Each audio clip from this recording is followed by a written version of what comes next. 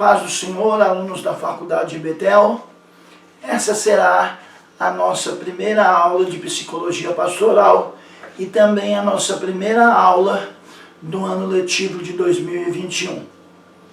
Portanto, sejam bem-vindos de volta ao curso Bacharel da Faculdade de Betel nesse ano de 2021. Antes, porém, façamos uma oração. Pai, em nome de Jesus Cristo, seu amado Filho, que é poderoso e fiel, em cuja presença nos encontramos nessa tarde, nós te pedimos perdão pelos nossos pecados, as nossas falhas, os nossos maus pensamentos, as nossas más atitudes, com as quais nós pecamos contra ti e contra o nosso semelhante. E pedimos, Senhor, que o Senhor prepare o nosso coração, a nossa mente, para aprender e guardar essa importante área do conhecimento, a fim de que possamos servi-lo melhor. Te pedimos essas coisas e agradecemos desde já, em nome de Jesus Cristo. Amém. Psicologia Pastoral, primeira aula. O que é psicologia pastoral? Esse é o nosso ponto de partida. Enfim, o que é psicologia pastoral? Temos como objetivos, nesta aula, introduzir o conceito de psicologia pastoral, introduzir o conceito de psicologia geral e entender o que é psicologia pastoral. Pois bem, a psicologia é a ciência que estuda os processos mentais e do comportamento do ser humano e as suas interações com o ambiente físico e social.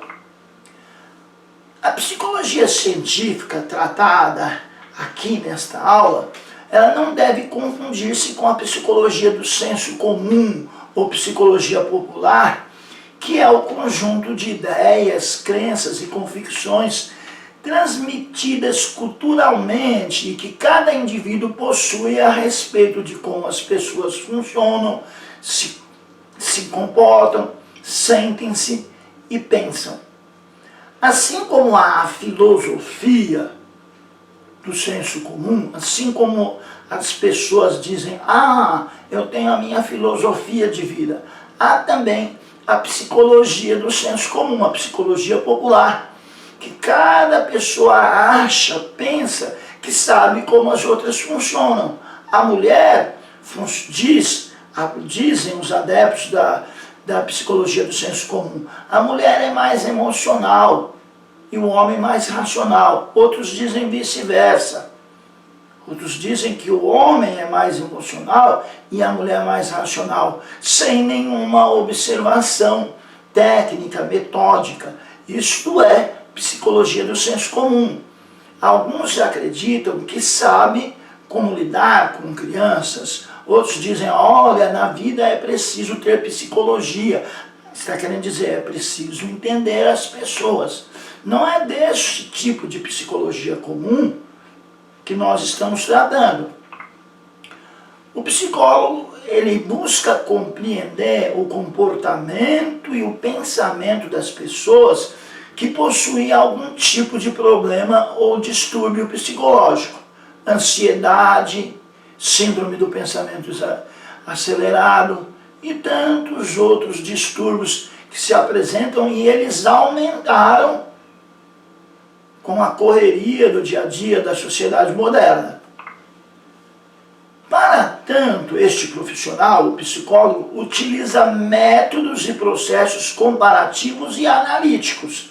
Então não é senso comum, é ciência. Ele utiliza métodos científicos, processos comparativos e analíticos. O objetivo final do psicólogo, da psicologia, é a saúde mental do indivíduo, para que este possa ter uma boa qualidade de vida. Havendo saúde mental, havendo equilíbrio das emoções e dos pensamentos, a qualidade de vida do indivíduo melhora. A resolução dos problemas psicológicos significa uma situação melhor de relacionamento com a sociedade, com a família, consigo mesmo. Há pessoas que têm dificuldade de relacionamento consigo mesmo, baixa estima. Outras, o problema é diferente, outros, o problema é um excessivo egocentrismo. Então a psicologia direciona-se para problemas de relacionamento com a sociedade, com a família e consigo mesmo. Vejamos um pouco da história da psicologia, cuja etimologia deriva de duas palavras gregas, psique, alma, e logia, razão, conhecimento, estudo, daí psicologia, estudo da alma.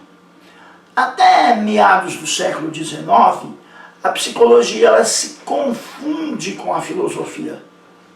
Existe o campo a ser estudado, porém a psicologia enquanto ciência, ela não existe até meados do século XIX, a parte da filosofia.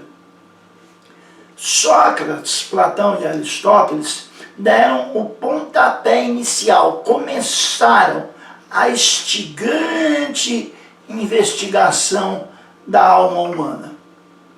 Pois bem, vejamos, para Sócrates, a principal característica do ser humano era a razão, o aspecto que permitia ao homem deixar de ser animal irracional. Para Sócrates, a principal característica que fazia do homem diferente dos demais animais, a principal característica que fazia do homem um animal racional, animal do ponto de vista biológico, racional, para Sócrates é o uso da razão. Platão, discípulo de Sócrates, concluiu que o lugar da razão no corpo humano era a cabeça. A cabeça, então, representando fisicamente a psique, a alma. E a medula teria como função a ligação entre mente e corpo. Já Aristóteles, discípulo de Platão, entendia o corpo e a mente de forma integrada e percebia a psique como princípio ativo da vida. Pois bem, durante a era cristã, quando todo o conhecimento era produzido e mantido às 7 chaves pela igreja, Santo Agostinho e São Tomás de Aquino partem dos posicionamentos de Platão e Aristóteles, respectivamente. Então, Santo Agostinho adapta-se ao pensamento de Platão. Tomás de Aquino adapta-se ao pensamento de Aristóteles. Em 1649, René Descartes,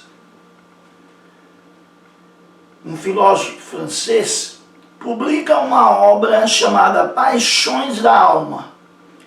E nessa obra ele reafirma a separação entre corpo e mente. Esse pensamento de separação entre corpo e mente dominou o cenário científico até o século XX. Alguns pesquisadores alegam que essa hipótese, assumida por Descartes, foi um subterfúgio encontrado para poder continuar suas pesquisas.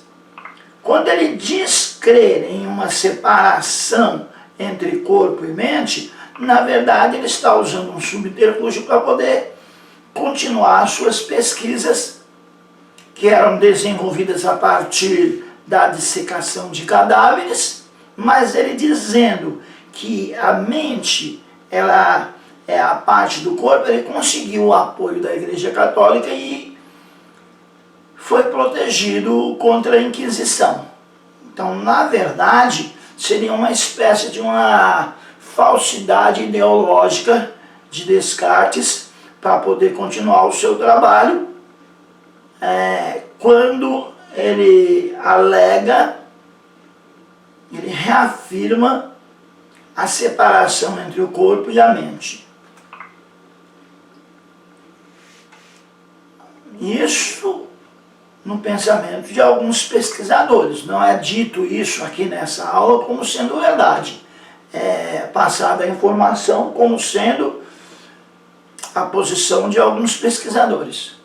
O fato é que no final do século XIX, os acadêmicos da época resolveram distanciar psicologia da filosofia e da fisiologia, dando origem ao que se chamou de psicologia moderna. Então, a partir do final do século XIX, a psicologia começa a ter existência enquanto ciência, enquanto área do conhecimento, independente agora da filosofia. Os comportamentos observáveis passam a fazer parte da investigação científica em laboratórios, com o objetivo de se controlar o comportamento humano, se é que isso é possível. Nesse sentido, os teóricos objetivam suas ações na tentativa de construir um corpo teórico consistente. Agora eles procuram objetivar suas ações, ter um caminho a seguir, para que essa área do conhecimento possa ter um corpo teórico consistente que justifique o reconhecimento da filosofia como ciência, da psicologia como ciência, a parte da filosofia. Este cenário investigativo que surge a partir daí nos revela três correntes teóricas da psicologia: o funcionalismo, o estruturalismo e o associacionismo. Pois bem, o funcionalismo foi elaborado por William James entre 1842 e 1910, que teve a consciência como sua grande preocupação. Ele vai preocupar-se, William James vai preocupar-se com a consciência, como funciona e como o homem a utiliza para adaptar-se ao meio. Essa é a área de concentração, essa é a preocupação de William James, o iniciador do funcionalismo. Como o homem utiliza a sua consciência. Consciência aqui como noção de certo e errado, posso e não posso. Como ele a utiliza para adaptar-se ao meio em que vive. Já o estruturalismo tem origem em Eduard Titchener, entre 1867 e 1927. Também o estruturalismo preocupa-se, concentra-se na consciência, no estudo da consciência, no exame da consciência. Mas agora, com seus aspectos estruturais, percebiam a consciência, isto é, seus estados elementares, como estruturas do sistema nervoso central. Já o associacionismo foi apresentado por Eduard Thorndike. Seu ponto de vista era: o homem aprende por um processo de associação de ideias. Isso é muito presente hoje na psicologia da educação, ainda hoje na psicologia da aprendizagem, que vai dizer que o homem aprende por associação de ideias, que é necessário no processo de ensino e aprendizagem, abordar algo que o homem já conheça para que ele possa aprender melhor ideias novas. Daí a associação de palavras com imagens usados no processo de ensino e aprendizagem. Mostra-se, quando se vai ensinar uma criança, uma criancinha com a barriga de fora e aí o B de barriga. Associa-se a ideia do aprendizado de escrever, de ler a palavra barriga com o conhecimento que a criança já tem da sua própria barriguinha e assim por diante. O I de igreja, a imagem de uma igrejinha e assim por diante. Seu ponto de vista era que o homem aprende por processo de associação de ideias, da mais simples para a mais complicada. No início do século XX surgem mais 3 correntes principais que, por sua vez, originam a diversidade de correntes psicológicas que conhecemos hoje.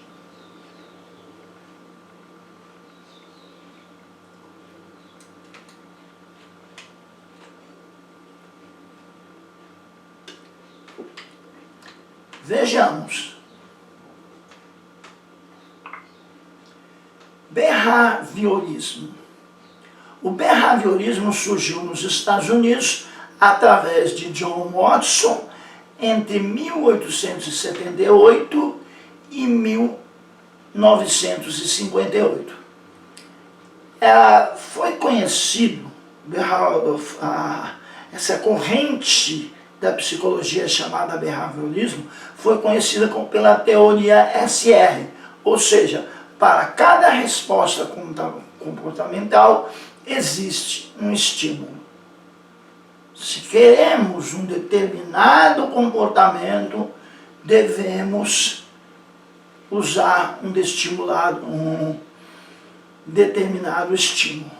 Isso é muito usado para se conseguir avanços na área da psique, no que diz respeito a problemas de desenvolvimento.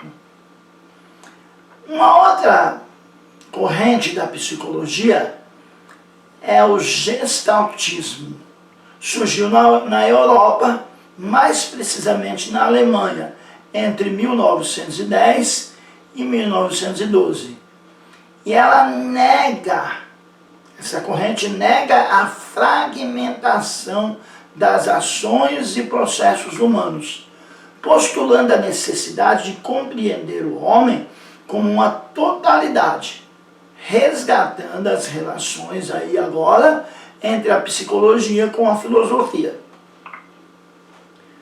Temos também a psicanálise elaborada por Freud. Isso vai de 1856 a 1939. Recupera a importância da afetividade e tem como seu objeto de estudo o inconsciente. Aí Freud ele vai buscar aquilo que está atrás, que está no inconsciente, que subjaz ao comportamento imediato das pessoas. No século XXI, os conhecimentos produzidos pela psicologia e a complexidade da transformação do ser humano, o século XXI, o século em que vivemos, traz isso, traz conhecimentos produzidos pela psicologia, a psicologia avança e traz também uma complexidade de capacidade de transformação do ser humano com a tecnologia, com o avanço da tecnologia. Acabaram por ampliar em grande medida a área de atuação da psicologia. Assim, a psicologia hoje pode contribuir em várias áreas do conhecimento, possibilitando agora cada área uma gama infinita de descobertas sobre o homem e o seu comportamento, através de métodos de exame de comportamentos, de análise, possibilita a cada área uma gama infinita de descobertas sobre o homem e seu comportamento, ou sobre o homem e suas relações. São elas a psicologia experimental, psicologia da personalidade, psicologia clínica, psicologia do desenvolvimento, psicologia organizacional, muito usada em empresas, psicologia da educação, utilizada em escolas, bem como a psicologia da aprendizagem, a psicologia esportiva, a psicologia forense, que é a que analisa comportamentos, distúrbios e mentes criminosas, a neuropsicologia. Todas estas são áreas de atuação da psicologia já desde o século XX, adentrando ao século XXI. Pois bem, falamos um pouco acerca da psicologia geral. Vejamos um conceito de psicologia pastoral. Ainda não vamos desenvolver o assunto nessa aula, mas vamos conceituar psicologia pastoral. A psicologia pastoral, na sua essência e na sua tarefa, é ciência auxiliar da teologia pastoral. Psicologia pastoral auxiliando a teologia pastoral. A teologia pastoral, ela tem a homilética, ela tem a hermenêutica, tem a exegese, tem a administração eclesiástica. E a psicologia pastoral, ela é uma ciência auxiliar da teologia pastoral. E como a psicologia pastoral serve diretamente à assistência espiritual e prática. Estando bem a psique, a tendência é estar bem a vida espiritual. Então a teologia pastoral, ela vai ser um auxiliar. A psicologia pastoral vai ser um auxiliar da teologia pastoral no desenvolvimento de uma vida psicológica e espiritual equilibrada. A psicologia pastoral pode definir-se, em outras palavras, como ciência psicológica, enquanto oferece conhecimentos psicológicos necessários à assistência espiritual. Porque muitas vezes o crente, vamos aqui usar essa palavra, ele tem uma vida espiritual regrada. Ele tem comunhão com Deus, procura ter comunhão com a igreja, mas ele tem problemas de ordem psicológicas. Tem problemas de ordem psicológica, problemas de adaptação, problemas de relacionamento, ansiedade, egocentrismo, baixa estima, que podem ser tratados pela psicologia pastoral enquanto ciência auxiliar da teologia pastoral. Pois bem, nesta aula nós buscamos introduzir o conceito de psicologia geral e entender o que é psicologia pastoral.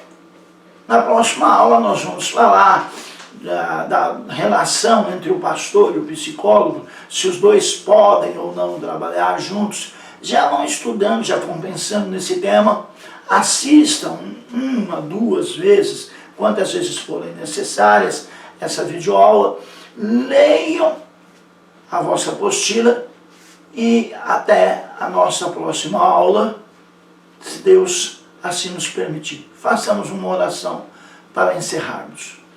Pai, em nome de Jesus Cristo, seu amado Filho, que é poderoso e fiel, em cuja presença nos encontramos. Nós lhe somos gratos, ó Pai, pelaquilo que aprendemos, pelaquilo que analisamos nessa primeira aula de psicologia pastoral do ano de 2021. Nós te pedimos, Senhor, que nós possamos guardar no nosso coração e na nossa mente aquilo que aprendemos para servir a Ti melhor. Pedimos isso e já te agradecemos, em nome de Jesus Cristo. Amém.